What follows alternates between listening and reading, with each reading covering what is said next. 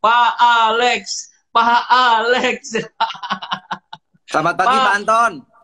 selamat pagi Pak Alex, hatur nuhun. Kumaha Sudah Damang? damang pangestu. Pak, Aduh. ada orang bingung, Pak. Kenapa saya ngomong bahasa Sunda sama Pak Alex? Dipikirnya Pak Alex orang Bali, ini Pak Alex itu orang Bogor. Pak, Ya, ada yang tanya, Pak. Ada yang tanya, Pak Anton, biasanya Pak Anton serinya selalu bercerita mengenai yang positif-positif. Saya bilang iya, awalnya juga saya udah bilang sama Pak Alex, Bali bangkit gitu ya. Tapi Pak Alex bilang, itu nggak tahu kapan, kita sekarang bicara dulu. Bicaranya adalah berjalan, jalan menembus badai gitu ya. Tadi pagi ada yang nanya, Pak, kenapa sih jalan menembus badai, bukan jalan di tengah badai? Beda Pak Alex ini. Pak Alex ini rider. Rider itu nggak bisa jalan lagi, wang gitu kan ya. Pak Alex, ini ya. banyak sekali orang yang udah tanya-tanya. Ada yang tanya, ini Pak Alex Lestari? Iya. Oh, Bapak kenal? Iya. Bagaimana kenalnya? Saya bilang mau tahu amat gitu ya, kepo. Ada yang tanya lagi, Pak, kenalin sama Pak Alex. Saya bilang gampang kenalan sama Pak Alex mah. Follow Instagramnya, lalu direct message. Kalau di dan banyak berdoa, kalau dijawab puji Tuhan gitu kan ya. Kalau nggak Pak Alex, saya bilang oh iya iya Pak, Iya. pembukaannya udah selesai. Bapak sebagai rider, sebagai seorang juga yang eh, lestari ini 20-an tahun ya Pak ya. Sudah 20 tahun ternyata Pak Anton, Pak Teddy. Iya, saya pikir orang pikir itu gini Pak, Pak Alex punya punya banknya paling juga berapa tahun gitu ya, 20-an tahun, weh. Kemarin saya eh, baru tahu Bapak juga bukan cuma di Bali, Pak. Tadi pagi, Pak, nih tadi pagi, true story. Tadi pagi ada orang yang konsultan research dari Jepang. Saya post di Instagram, lalu dia tanya saya, Pak Anton, ini ownernya bank gitu. Saya bilang iya. How you know him? How you know him? Saya bilang, he is my customer long time ago. Saya bilang, and his ranking is number 2, the best. Pak BPR itu saya bilang Kalau istilah resminya namanya rural bank. Bank desa. Saya tadi tuh bilang apa ya? Saya bilang this is bank and second line bank. Saya bilang gitu. Nah, saya bilang kalau yang kayak begini, kalau dia mau kenalan, saya kenalin. Tapi nanya dulu mau invest apa enggak gitu ya Pak ya. Pak, Bapak ada berapa kota Pak sekarang Pak? Kenapa? Ada berapa kota banknya? Ada di 6. 6. Waduh. 6. Bali, Malang, Solo, Bekasi, Jakarta, sama di Serpong, Tengah. Serpong. Wih, keren. Karena Pak, gini kalau Pak, jarang gini Pak Anton, karena BPR itu wilayah kerjanya dibatasi satu provinsi. Jadi bedanya sama bank umum, BPR itu wilayah kerjanya pertama kali dibatasi. Maksimal hanya satu wilayah provinsi. Jadi kalau saya di Bali, saya nggak bisa buka cabang di Surabaya. Jadi saya bukanya di Malang. Kakinya di Malang dulu supaya dia bisa kerja satu Jawa Timur. Kakinya di Solo supaya dia bisa kerja satu Jawa Tengah. Kakinya di Bekasi supaya sejabar. Kakinya di Jakarta supaya bisa masuk Jakarta gitu loh Pak Anton strateginya.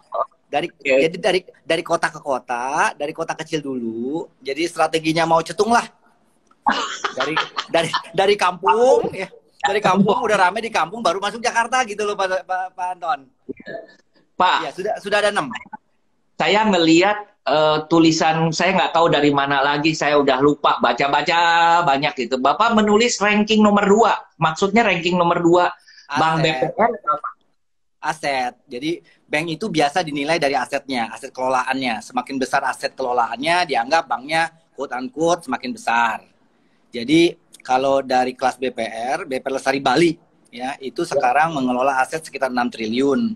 Itu dua terbesar. Jadi ada yang in terms of aset kita nomor 2 terbesar di Indonesia. Nomor 1 yang di Lampung, BPRK. Ya, Berapa kita, sih dia punya aset berapa sih Pak yang nomor 1? 8,5 triliun kalau nggak salah. Oh, deket lah Pak, tinggal 2,5 lagi. Ciayo, gitu. Dua setengah itu 2,5 triliun Pak Anton. 2,5 triliun teh 2.500 miliar. 1 miliar teh 1.000 juta. Waduh. Saya Pak nolnya seberapa Pak? Gak tahu dan nolnya. Kalau 1 triliun itu nolnya 12 Pak Anton. Waduh. Loba. Pak. Pak, ada hal yang menarik yang saya mulai lakukan ini adalah minggu keempat nih Pak. Jadi setiap hari kemarin saya 8, minggu ini tuh antara 7, 8, 7, 8. Hari ini saya paling sedikit 6 Pak. 6 kali. 6 live. Ya, 6 live gitu. Wah, hebat, luar biasa. Nggak ada kerjaan Pak. Biasa sibuk kukurilingan gitu kan, sekarang nggak ada kerjaan. Nah, banyak orang yang menantikan cerita tentang Bali. Kenapa Bapak yang bukan orang pariwisata saya tampilkan? Kenapa di Bali gitu ya? Yang pebisnis yang lain nggak ada Pak yang saya undang Pak, kecuali Bapak doang. Karena posisi Bali itu adalah urat nadi jantung utama pariwisata Indonesia. Kalau Bali mati suri, selesai Pak. Nah, pengalaman Bapak kumaha Pak? Bapak udah ngalamin dari Krismon, dari bom Bali 1, bom Bali 2, SARS, MERS, wah segala macam weh. Silakan Pak. Ya, jadi saya kan kemarin saya tanya Pak Anton ini cerita naon gitu ya. Terus saya bilang saya cerita mengenai krisis aja. 2002 itu bom Bali meledak yang pertama kali di Legian. Ya, saya itu rumahnya masih di Denpasar, kurang lebih 10 kilo, 15 kilo. Suaranya kedengeran Pak Anton, jam 10 malam, duduk gitu. Jadi saya lagi nonton TV, kira-kira kayak ada orang ngegubrakin nutup pintu dengan keras. Waktu itu saya nggak tahu bahwa itu ada bom.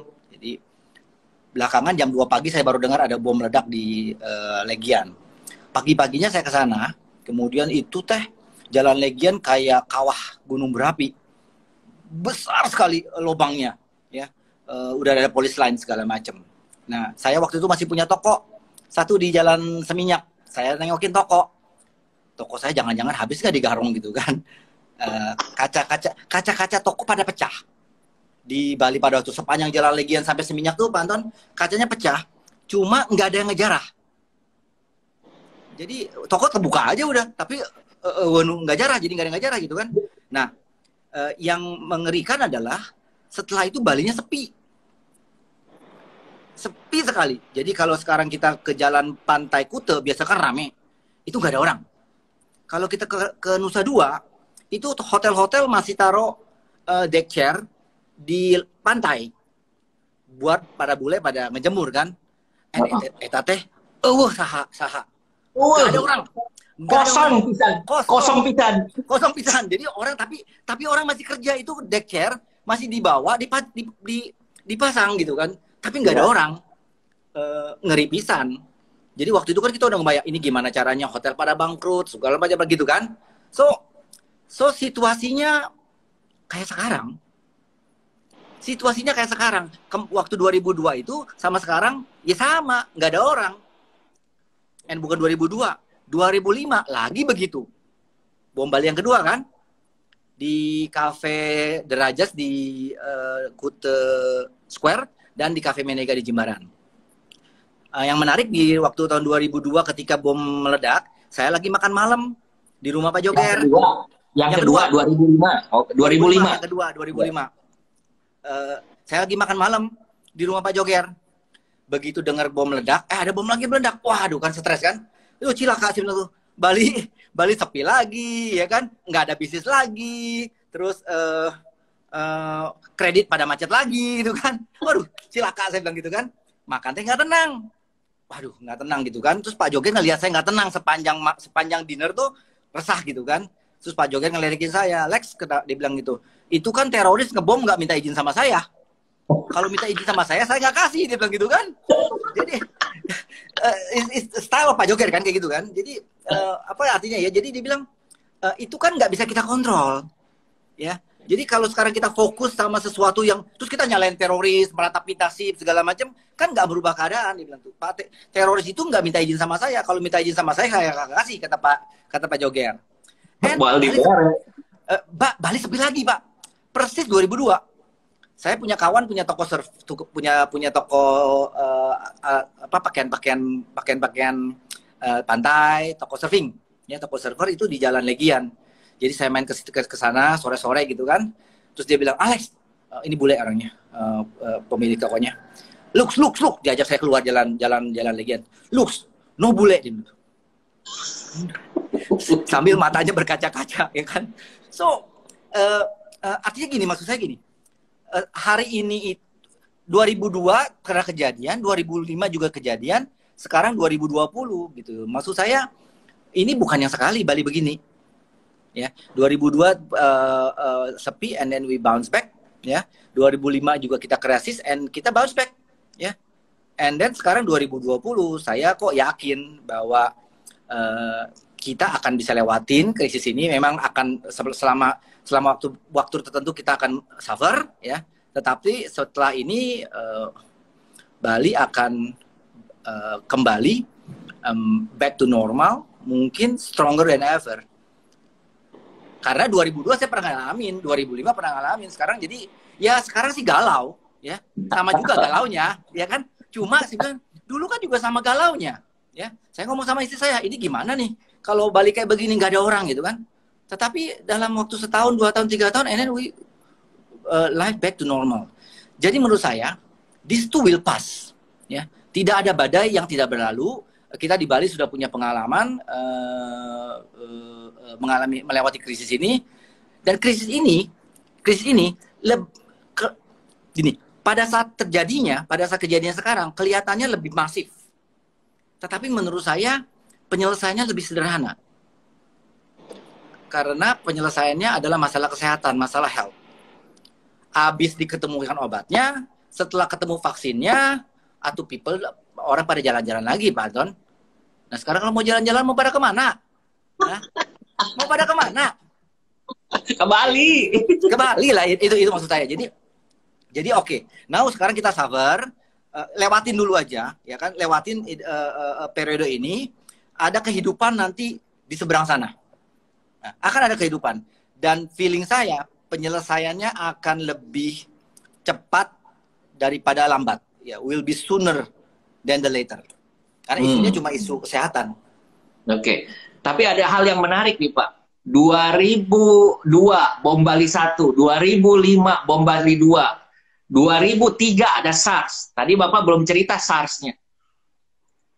SARS nggak sampai ke Bali. Nggak sampai ke Bali. SARS nggak sampai ke Bali dan dipnya sedikit sekali. Hampir tidak terasa dipnya. Ya.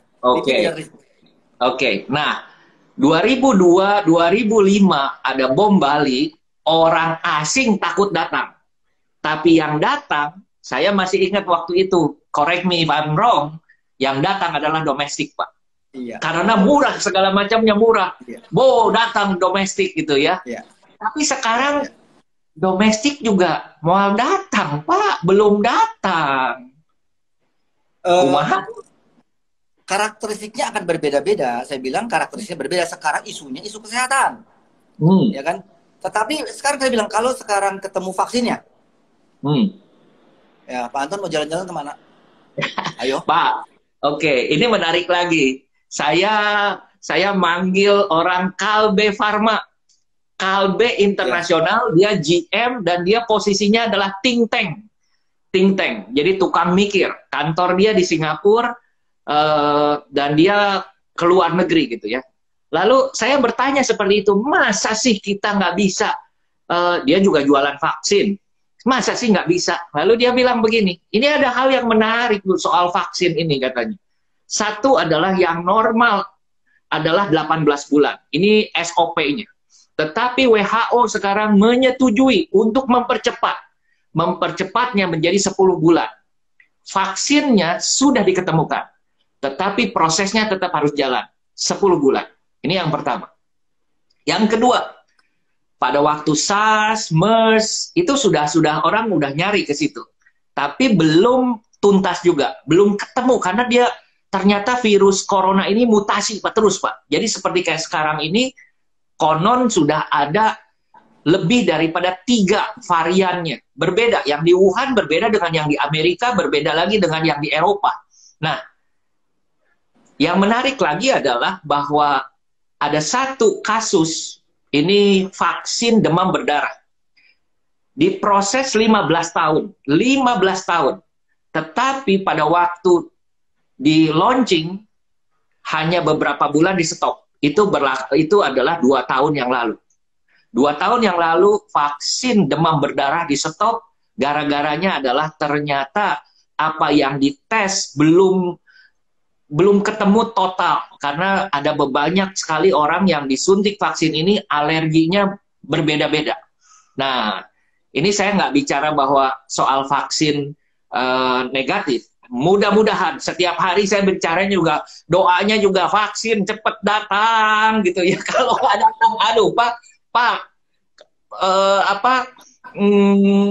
saya itu bisnisnya jalan-jalan. Orang harus jalan-jalan, Pak. Kalau nggak jalan-jalan, Pak, bisnis, usaha gitu ya. Iya. Iya. Keadaan di Bali kemarin menarik bahwa saya melihat data, ternyata orang yang kena virus COVID-19 ini di Bali saeutik Pak, kunaon? Nggak banyak. Nggak banyak. Saya nggak tahu, Pak Anton. Saya tidak mau masuk isu kesehatan, ya kan. Yang saya mau bilang begini, semua ahli bilang, kita mau dengerin Bill Gates, ya kan. Ini kan salah satu otak terbaik yang dimiliki oleh planet Earth gitu kan. And Bill Gates bilang ya 12 bulan sampai 18 bulan. Itu kita percaya sama dia gitu kan. So all the resources sekarang ke arah sana, ya kan. Nah, hitung-hitungannya adalah tadi, kalau 18 bulan, 12 bulan tercepat katakanlah, 18 bulan lah. 18 bulan itu vaksinnya ketemu, life back to normal, Pak Anton. Iya. Ya kan? And then katakanlah transmisinya 6 bulan lagi. So, menurut saya, hitung-hitungan saya di kantor semuanya, saya bilang bikin stress test 24 bulan. 24 bulan, lewat nggak? Ya kan? Kalau 24 bulan lewat, udah pulang tidur tenang. Ya, kita jalannya. Loh, sekarang kan nggak bisa ngapa-ngapain. Ya kan? Ya. Terus kalau kita nggak bisa ngapa-ngapain, terus kita galau melulu, nanti malah darah tinggi, stroke, mati nggak keru-keruan gitu kan. Seperti kata Pak Joger, dia kan nggak minta izin sama saya. Ya kan? Kalau sekarang saya galau terus, kumaha ya, kunaonnya gitu kan. Kan jadi tepara ruguh. Ya. Jadi saya bilang, oke, kita hitung. 24 bulan. Ya kan? Lewat nggak? Oh, semua perhitungan, Pak. 24 bulan, kalau 24 bulan lewat. Oke, udah. Pulang tenang-tenang aja sudah. At least kalau sekarang kita nggak growth, terima nasib. Semua orang juga nggak growth, ya kan? Kalau profitnya kepotong, ya sudah, ya kan? Kalau masih minus, masih punya modal, tenenaon, ya kan? Tapi lewatin 24 bulan ini. Karena setelah 24 bulan ini, ada hidup di sana. Ada kehidupan di sana. Dan saya pikir, menurut saya itu fokusnya. Itu yang saya fokusin, gitu loh. Udahlah, urusan vaksin, udah ada Bill Gates, segala macam. Udah biar mereka, jadi teman-teman yang di Bali pun yang pada galau, saya bilang, lo coba lu hitung, ya kan? Punya hotel tutup, ya kan? Saya ada hotel, ada villa, ternyata tutup, ya kan? Saya hitung berapa biayanya, gaji karyawannya. Hotelnya tutup supaya kosnya turun, Pak Anton, ya kan? Jadi nggak ada listrik segala macam, tutup aja dah. Emang nggak ada orang juga, Pak 200 juta dibilang gitu, 1 bulan buat gaji karyawan. Oke, dibilang gitu. 200 juta 1 bulan berarti setahun 2,4 miliar, ya kan? Saya lihat celengan saya, ada nggak duitnya? Ada 5 miliar, ada, oke 2 tahun. Gitu loh caranya. Enggak, sudah beres. Ya kan? Kita hidup dulu, nanti kita cari duit lagi belakangan. Setelah lewat ini. Yang penting sekarang jangan mati, Pak Anton. Jangan mati. Setuju. Jangan mati dulu. Sekarang kalau kita mau pusing-pusing, mau putar kepala cari duit sekarang, saya susah. Ada yang bisa. Ada orang-orang yang bisa kemudian turn around and pivoting, ya kan? Saya lihat bagus banyak sekali sekarang yang tiba-tiba jualan online segala macam. Saya acungin jempol karena itu merupakan the true entrepreneur, ya kan? Ya, itu masih bisa ya, kayak di Lestari. Sekarang kita fokus ngapain? Kita bikin home banking sekarang. Jadi walaupun kita seolah-olah sedang tidak ada apa-apa, itu di dapur saya kerjanya lagi kencang-kencangnya sama Anton, ya kan? Lagi kencang-kencangnya kita bikin home banking, kita keluarin deposito go online, banyak kerjaan di dapur, ya kan? Cuma orang lain nggak lihat kan? So kita fokuskan apa yang kita bisa kerjain. Pokoknya saya ingat banget sama si Jogger, Bapak Jogger, pesannya. Fokus apa yang kita bisa kerjain sekarang. Jangan fokus sama kenapa si teroris ngebom. Orang dia nggak minta izin sama saya. Pak, mau minta WA-nya Pak Jogger, saya mau minta izin dulu. Mau minta izin live. Pak, ini menarik. Menurut Bapak, kalau saya nggak salah tangkap, artinya Bapak mengatakan mindset ini dulu dibenerin. Jangan kutak-atik tepararugu, pusing, malahan nggak mati pun mati gitu kan. Iya, artinya gini, ya sudah susah. Dia bilang ya susah, semua orang susah ngerti gitu kan. Ya sudah, mau diapain? Mau diapain? Ya sudah, mindset dia dibenerin, hitung dulu. As a businessman, as a leader of the business, saya kan mengelola bisnis yang lumayan sizable. Ada 700 orang yang kerja sama saya, sama kita gitu kan. Ya sudah, analisa worst case scenario-nya. And then setelah dapat worst case scenario-nya, tadi kita ketemu stress test 24 bulan. Kemudian dari situ kita bikin, oke, apa yang harus saya lakukan? 1, 2, 3, 4 gitu kan. Oke Pak, berarti Bapak nanti akan nggak bisa growth. Oke, kita korbankan growth gimana? Oke, kita korbankan profit gimana? Kita gini gimana? Oke, setelah semuanya dibeberkan, dibikin di atas kertas, berarti kan kita punya strategi untuk berjalan di tengah badai ini, menembus badai ini kan. Ya sudah, lakuin aja sambil dalam perjalanan kita pantau tiap hari, kemudian kita kutak-kutik, kita adjust gitu. So, saya pikir sih akan lewat, ya. Tadi benar Pak Anton bilang, kalau kita stres tepararugu, bisa jadi stroke jadinya. But yang menarik gini Pak Anton, ini menarik menurut saya, ya kan? Saya tahu banyak teman-teman yang sulit. Jadi posisi kita posisi saya bisa ketawa-ketawa begini karena tadi saya bilang kalau hotel saya tutup, saya lihat celengan saya, uang saya masih ada. Jadi sebenarnya posisi kita dalam menembus krisis ini, dalam menembus badai ini, itu ditentukan dari apa-apa yang kita kerjakan atau kita siapkan in normal time atau in booming time. Jadi hari ini adalah hasil kerjaan kita yang kemarin. Kalau kita tepararugu waktu dulu kemarin, ya, misalkan saya bilangnya ekspansi yang tidak disiplin misalnya, maka kita sekarang posisinya lebih sulit. Boro-boro 24 bulan, saya diledekin, nanti saya di komen. Enak aja dia ngomong bisa 24 bulan, saya 3 bulan udah habis gitu kan. Saya diomelin pasti begitu, ya. Terus saya bilang, ya kenapa salah sendiri, kenapa nggak siap-siap sampai 24 bulan gitu kan. Jadi poin saya adalah posisi kita hari ini itu sebenarnya ditentukan dari apa-apa yang kita kerjakan ketika normal time dan booming time. And kita lihat tadi ada 98 krisis, ada 2002, ada 2005. Pak Anton bilang tadi ada SARS, nanti ada 2008, ya kan? Kalau saya bilang ada 2015 sampai 2020 itu krisis properti, ya kan? Jadi kalau dilihat begini, krisisnya datang terus. Saya 20 tahun bisnis bank, sama karir saya sepanjang 20 tahun dari 98, itu udah 1, 2, 3, 4, 5 krisis. Belum lagi Gunung Agung meletus, ya kan? Ada perang badai, ada perang dagang. So, shit happen. Kita suka nggak suka, krisis akan terjadi dan berulang. Jadi, kalau kita lewat hari ini, saya bisa pastikan akan ada lagi di masa yang akan datang. Jadi maksud saya gini, apa yang kita pelajari hari ini merupakan bekal kita buat menghadapi krisis selanjutnya, Pak Anton. Setuju. Itu poin saya. Jadi kenapa saya masih bisa Pak Anton masih bisa ketawa-ketawa, Pak Anton masih bisa ketawa-ketawa, kenapa? Celengannya banyak itu. Ya kan? Saya bilang, wah Pak, kalau saya mau sama saya, jangankan 24 bulan, 50 bulan saya sanggup gitu kan. Karena cengcelengannya banyak saat ini. Kalau cengcelengannya nggak banyak, dia nggak bisa seserian kia. Pak, ini menarik. Saya Saya cerita sedikit. Minggu pertama saya stres, Pak. Stres itu kenapa? Bukan mikirin ceng-celengan, Pak. Mikirin biasa kaki tuh gatel, Pak. Biasa jalan. Saya kukurilingan gitu ya. Jadi saya lebih sering salah masuk ke kamar karena lupa kamarnya nomor berapa gitu kan ya. Karena pindah-pindah hotel gitu ya. Sekarang di rumah, biasa di rumah 1 hari aja udah tepararuguh, perasaan itu nggak enak. Ini seminggu, bingung. Apa yang saya kerjakan? Ngitung. Ubin esa beraha, Pak.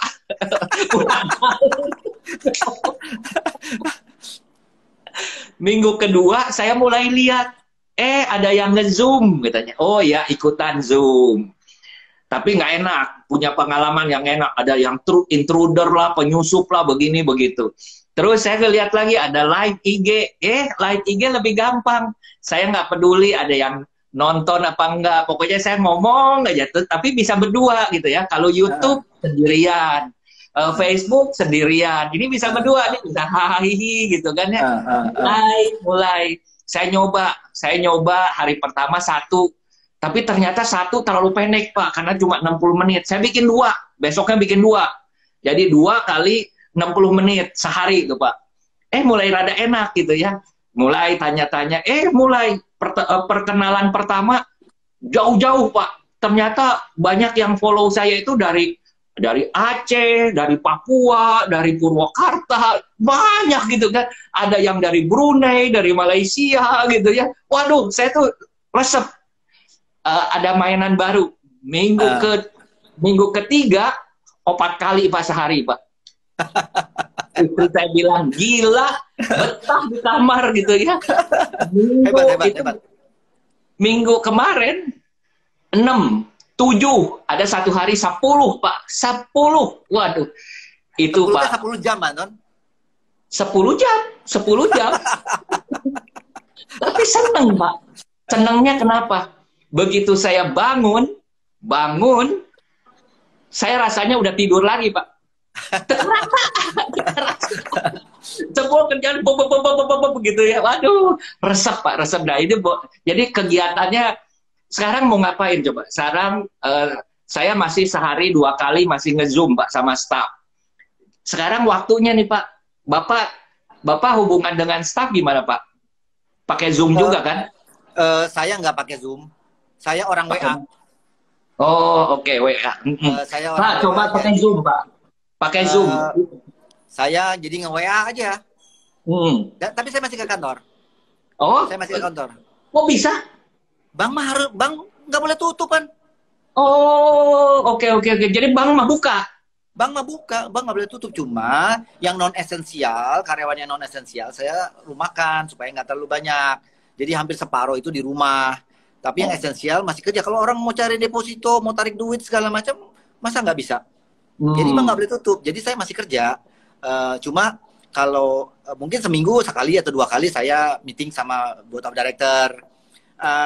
Kita memang switch, kita punya mode dari growth mode menjadi survival mode. This is crisis mode. Saya udah bikin timnya. Jadi supaya satu komando, 1 pintu. Jadi lewat our CEO. Jadi saya kalau meeting juga sama board of director aja. Jadi paling 3-4 orang meetingnya gitu. Jadi nggak rame-rame. So nggak terlalu banyak interaksi. Lebih banyak komunikasi lewat WA dan sebagainya. Gitu, Pak Anton. Tapi saya masih ngantor, masih ketemu sama. Masih ngantor. Oh iya. Saya kan udah nggak ngantor. Mulai dari Maret pertengahan udah PSBB di Jakarta, udah mulai. Nah, yang menarik adalah mulai pakai Zoom. Iya teh saha. Namanya nggak kenal. Pak 150, Pak. Bapak 700, saya 150. Ya nggak kenal semua juga gitu. Iya teh saha. Ini Pak muncul mukanya. Oh iya, asa-asa gitu ya. Pak, kita masih bisa hahaha gitu ya. Saya tuh pengen ngasih semangat buat teman-teman. Saya senang begitu Bapak bilang jalan menembus badai. Yes, kita mesti kuat. pertama mesti dibenerin pikirannya dulu. Fix the mindset, baru kita bisa jalan. Saya suka dengan cara Bapak, worst scenario itu apa? Betul, betul. Udah jelas dulu, worst scenario-nya seperti apa. Nah, yang ketiga, apakah Bapak melihat sekarang ada istilah new normal? Pada waktu awal-awal, semua cerita tentang new normal tuh nanti nih setelah COVID beres akan terjadi new normal. Tapi sekarang setelah bulan April semua setuju bahwa new normal is now. New normal is now. Istri saya yang tidak pernah beli pakai online ke tukang pasar di pasar sekarang belinya pakai online. Bisa WA-an, yang nggak bisa WA, tukang kelapa nggak bisa WA, out of business. Mendadak semua harus online gitu. Nah, menurut Bapak, kira-kira di Bali atau secara umum, new normal yang sekarang itu apa? Beberapa tahun yang lalu itu, jadi ini menarik, saya cerita sedikit yang menarik ya. Jadi mungkin 10 tahun yang lalu, Pak Hermawan itu cerita mengenai sosial media. Kakak.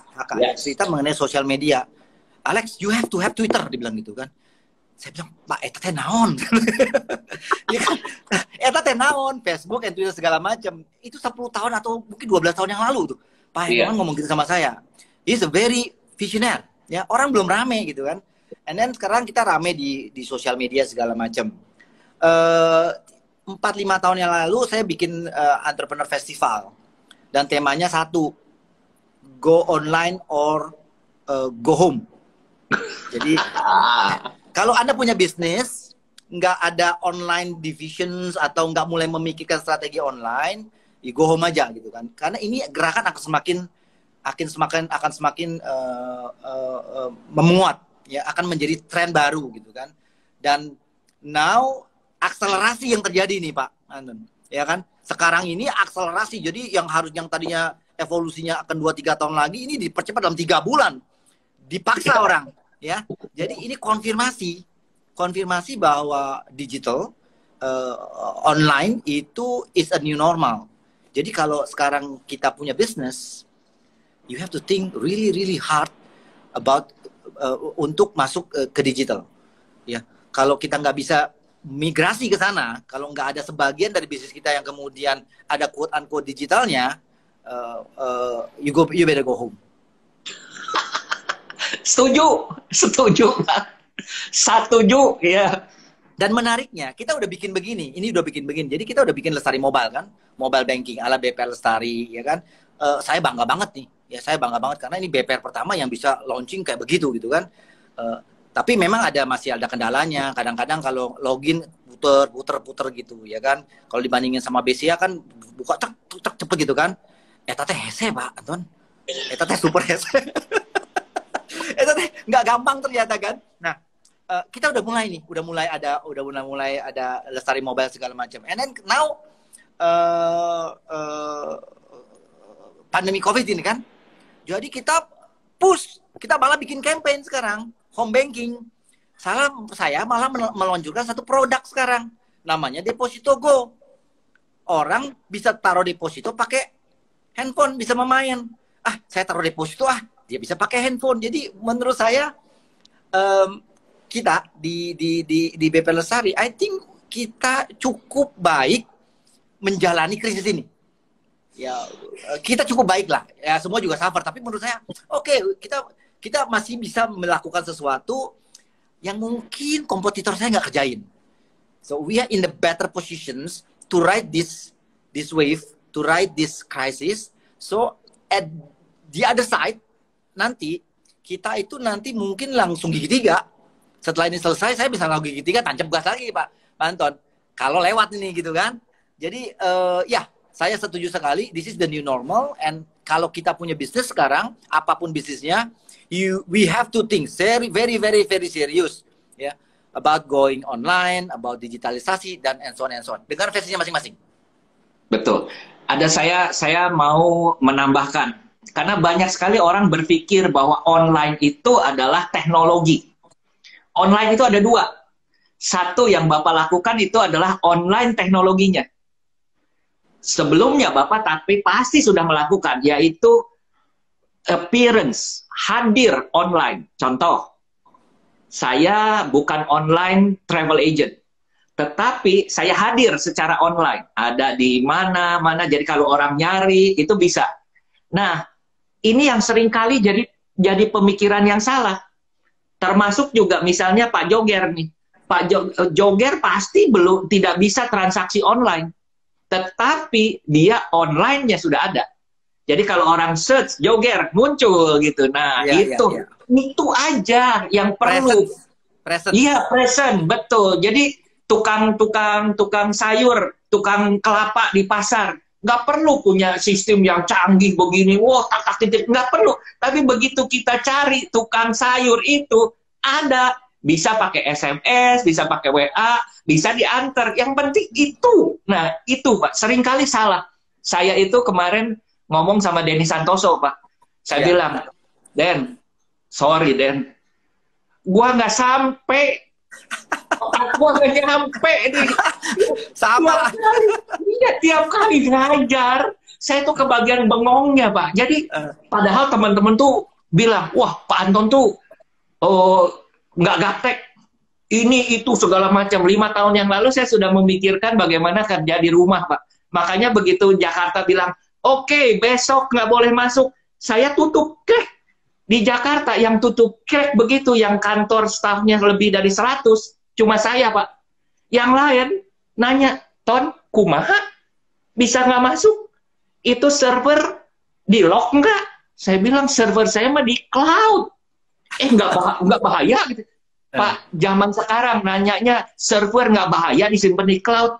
Saya bilang, aduh, kalau bahaya mah bank-bank juga semua disimpannya di cloud. Cuma kan super safe, saya bilang. Dia bilang, aduh, Bapak bayangin ya, cara pikirnya itu masih jadul teh ya. Nah, 5 tahun lalu saya udah safe. Saya dari 15 Maret saya nggak ke kantor. Saya bisa di rumah. Teman-teman yang gede-gede, Pak, itu baru mungkin pertengahan April, baru benar-benar bisa. Kenapa? Udah nggak ada transaksi. Udah nggak ada transaksi, ya nggak perlu ke kantor gitu. Kalau saya bilang, saya mah siap di kantor juga, transaksi di rumah bisa, segala macam kemana. Nah, ini menarik. Nah, saya bilang sama Pak Denny, saya bilang, Pak Denny, ngajarnya ulah luhur-luhur teuing, teu ngarti. Ngajarnya yang ada bodoh sedikit. Saya bilang, iya. Tadi saya lagi telepon, dia bilang, Pak Anton, waduh, saya udah mulai sebulan ini kayak begini, coba Pak Anton liatin. Saya bilang, nah yang kayak begini, kita kan mesti diajarinnya idiot proof kan Pak, dan kita kan nggak lahir ngelihat, kalau anak-anak sekarang kan begitu lahir aja, di sebelahnya udah ada handphone gitu. Pak, kita buka tanya jawab ya Pak ya, ini sebentar lagi. Ayo. Tapi disclaimer dulu Pak Anton ya, kalau saya bisa jawab, saya jawab. Kalau saya nggak bisa jawab, saya bilang tenyaho. Gak apa-apa. Yang penting sebenarnya mereka banyak yang nanya itu adalah bagaimana Bali dari sisi seorang ekonom, banker. Gini. Orang itu ngelihatnya this is the end of the world. This is not the end of the world. Come on, ya kan? Ini hanya masalah temporer, 12 bulan, 18 bulan, sampai 24 bulan. So, masalahnya short term, and the real problem adalah cash flow. Yes. Ya kan? Karena mesin ekonominya berhenti. Tetapi setelah 24 bulan, kan jalan lagi. Ya. So, Bali will be fine. Taruhan sama saya. Yuk, kalau saya salah, saya traktir bakmi. Ayo, taruhan sama saya dah. Siapa yang berani? Ya, 100 orang saya traktir bakmi. Ya. Jadi, Pak, saya nggak mau bakmi Pak, bigul aja Pak. Oke, Pak, ada hal yang menarik yang orang seringkali berpikir, wah ini nih, Pak, siapa mentor Bapak tahun 98 dan 2002? Mentor? Yang ngajarin Bapak lolos gitu kan? Saya itu belajar dari semua orang, dari siapapun yang saya ketemu, saya coba belajar dari Pak Anton, Aku belajar banyak. Beliau ini bos besar. Tahu nggak kata saya ketemu sama Pak Anton tuh ngapain? Pak Anton tuh nyariin saya kopi. Di mana teh Pak Anton? Di balik papannya. Di balik papan, saya peserta tur, kemudian ini bos gede nyariin saya warung kopi karena saya bilang, saya ini di mana ada kopi enak gitu kan. Jadi saya belajar sama Pak Anton juga, lihat tuh bos gede aja nyariin kliennya, nyariin kopi, ya kan. Tapi terutama banyak teman-teman misalkan ada kalau in business secara keseluruhan ya saya belajar mungkin yang berpengaruh sama saya Pak Hermawan ya as a strategik ya kan. Kemudian dulu saya itu nyantri tahu ya Pak Anton ya. Nyantri itu apa sih? Ngikutin ya, kemana itu guru nyantri gitu kan. Saya nyantri sama Tung Desem Waringin, dia kawan saya tapi jadi mentor saya, sama James Gui. Ya, jadi Pak James itu dulu kalau dia cerita, ya, saya bisa ngikutin ininya, nyelesain kalimatnya, saking saya sering ikutnya gitu kan. Jadi kita belajar dari mana aja, kemudian harus open mind, ya kan, and then mungkin baca buku lebih banyak, ya. Jadi guru-guru saya itu ya orang-orang besar lah, yang nulis buku, kan mereka punya pengalaman. Jadi kalau kita belajar dari sana, kemudian kita reka-reka, apa sih cocoknya sama kita gitu. Nah itu mungkin dalam sekian tahun akan mengakumulasi menjadi kita sekarang. Kan ada orang kan akumulasi dari pengalaman ya. Tapi mungkin saya bisa sebut 3 orang itu yang mempengaruhi sama saya, Pak Hermawan sebagai strategis, Tung, dan Pak James. Secara kebetulan TX Travel itu lahirnya oleh Pak HK, Pak. Okay. Jadi logo nama itu dari Pak HK. Pak Hermawan. Iya. Pak, ada hal yang menarik lagi. Saya lihat foto Bapak waktu dengan Om Lim. Iya. Bapak waktu itu tuh jabatannya apa, Pak? Bisa enak-enak aja foto sama Om Lim di belakang Om Lim. Saya gini, enaknya di Bali, bos-bos tuh suka datang ke Bali. Bukan, itu bukan di Bali. Waktu Bapak di Bali, waktu Bapak kerja di BCA. Iya, di Bali. Saya kerja di BCA di Bali. Saya wakil pemimpin cabang. Nah, Om Lim tuh datang ke Bali. Nah, kan pemiliknya Om Lim. Saya tukang nganter. Jadi saya tukang nganter Om Lim di Bali. Gitu, Pak Anton ceritanya. Ada cerita menarik saya sama Om Lim. Saya itu ditraktir makan. Seluruh pemimpin cabang, pejabat-pejabat BCA di Denpasar, saya kan pejabat, wakil pemimpin cabang. Diajak makan sama Om Lim malam-malam di Hyatt. Di Grand Hyatt, restoran Jepang. Saya baru pertama kali waktu itu datang ke Bali, mana bisa makan ikan mentah, Pak Anton? Jadi, ini restoran Jepang, saya duduk paling belakang karena junior kan. Jadi di depan tuh bos-bos, gitu. Saya junior di paling belakang. Jadi di serve makanan Jepang. Kagak bisa saya makan ikan mentah. Datang makanan lewat gitu kan. Sampai terakhir dikasih es krim. Wah, saya senang akhirnya bisa makan es krim. Om Lim duduk paling depan. Di-serve dari depan sampai ke belakang. Begitu sampai ke belakang es krimnya, Om Limnya jalan pergi. Bubar. Jadi saya teh pulang makan ditraktir sama orang paling kaya se-Indonesia, lapar. Pulang mampir ke warung sate di pinggir jalan, saya makan sate di sana. Aduh. Ya tapi gitu, tapi sempat berkenalan dengan Om Lim, ya ada fotonya lah ya. Itu buat saya itu buat saya priceless lah. Saya banyak ketemu orang dan salah satu yang saya begitu inspiring gitu ya. Makanya kalau saya kangen gitu kan, saya suka telepon ke Bapak, Pak di Bali, saya mau datang gitu kan, Bapak di mana gitu kan. Seru Pak, sesuatu yang saya merasanya ya Bapak tentu harus saya layani kalau lagi ikut tur saya. Tapi saya melihatnya adalah setelah saya misalnya saya datang sebagai seorang teman masih diterima nggak gitu ya, ternyata Bapak itu welcome banget. Ini yang sebenarnya sifat karakter bukan bos, is a leader character. Itu akan kelihatan cepat ini soal waktu, bagaimana Bapak akan mengembangkan satu empire gitu ya. Saya lihat Bapak punya not only smart eksekusinya bagus, dan juga Bapak juga punya mimpi. Mimpi Bapak mau jadiin apa sih Pak Lestari, BPR Lestari? My dream. Yes. Bapak Mimpi masih saya. muda, Bapak masih muda, Pak. Sekarang kepala No, berapa? 50 Pak Anton. 50, saya genep 10. Enggak Saya genep gocap. 10. Udahlah, saya jangan suruh lagi, suruh kerja lagi. Tapi gini. Saya tuh punya mimpi. Gini. BPR ini selalu dianggap sebagai second rate bank.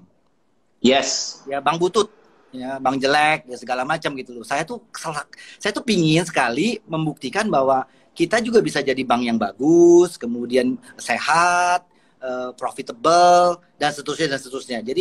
Jadi cita-cita saya itu saya mau saya mau kalau diperkenankan dikasih waktu, dikasih jalan, BPR Lestari ini bisa menjadi BPR yang sehat, dan orang nggak lagi pandang industri BPR sebagai industri kelas 2. Ya.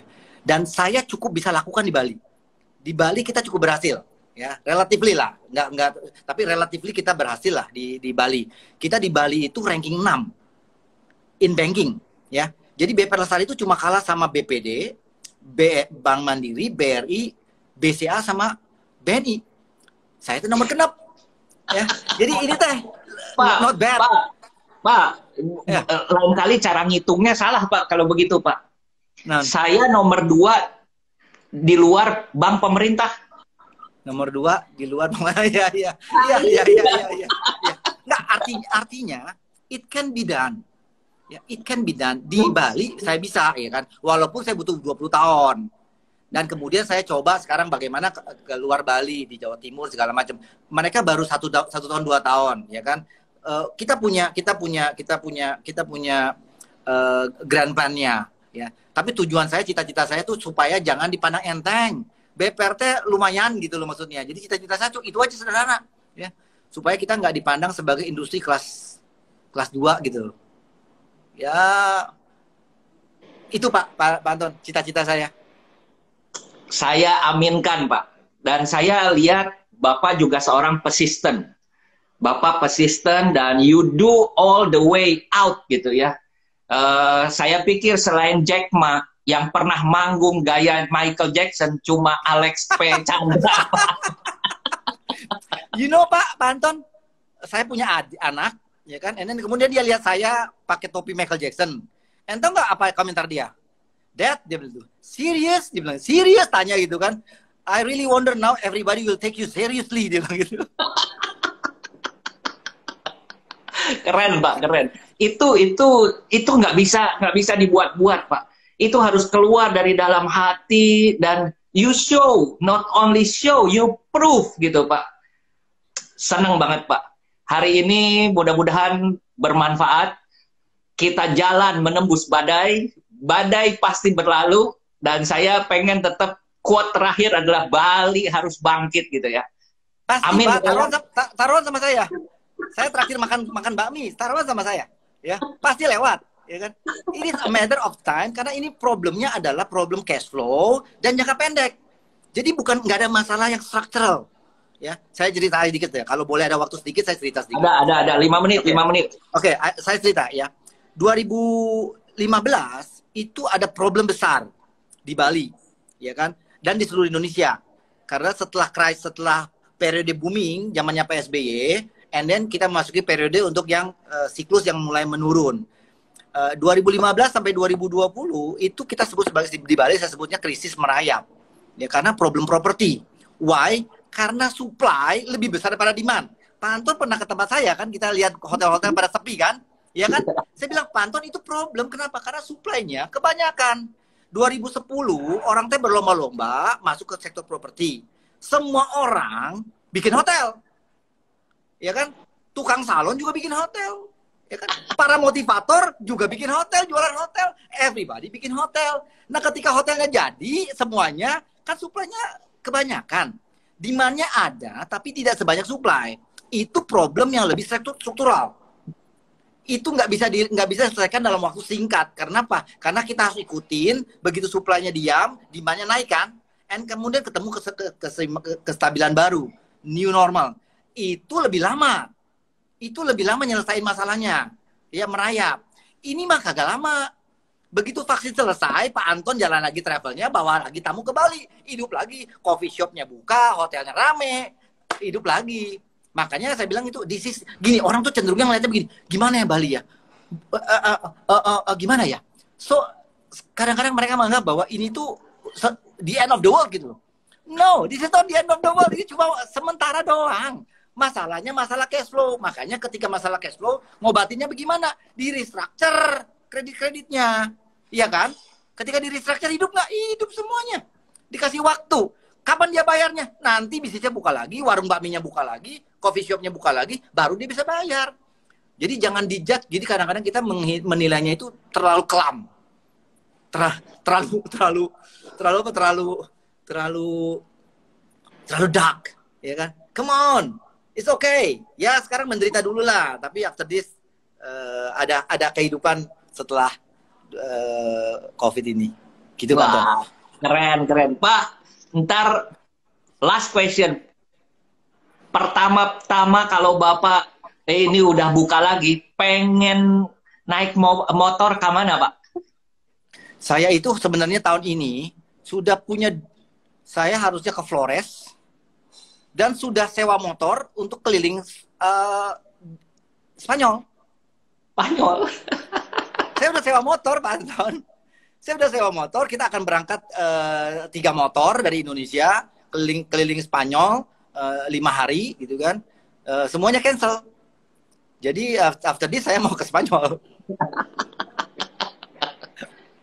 Oke, Pak. Sebelum ini nanti kadang-kadang suka langsung mati Pak, 60 menit. Sebentar lagi mau mati. Oke Pak, terima kasih Pak Alex. Stay at home, ini mesti supaya, tadi sekali-sekali ke kantor ya, kalau di sana nggak PSBB-nya nggak begitu ini. Pak, stay healthy, semangat, saya akan menyebarkan, saya akan rekam Bapak punya ini, nanti saya akan sebarin ke semua, karena ini begitu luar biasa, satu virus membangkitkan semangat, dan kita jalan-jalan lagi menembus badai. Badai pasti berlalu, Bali pasti bangkit, gitu ya Pak ya? Iya, pasti. Thank you Pak. Pak Anton. Terima kasih atas kesempatannya ya Pak Anton. Keep menyebarkan semangat seperti ini. Yes. Very good. Thank you Pak Anton. Sampai ketemu ya. Thank you. Bapak Ibu, thank you. Stay home. Bye bye.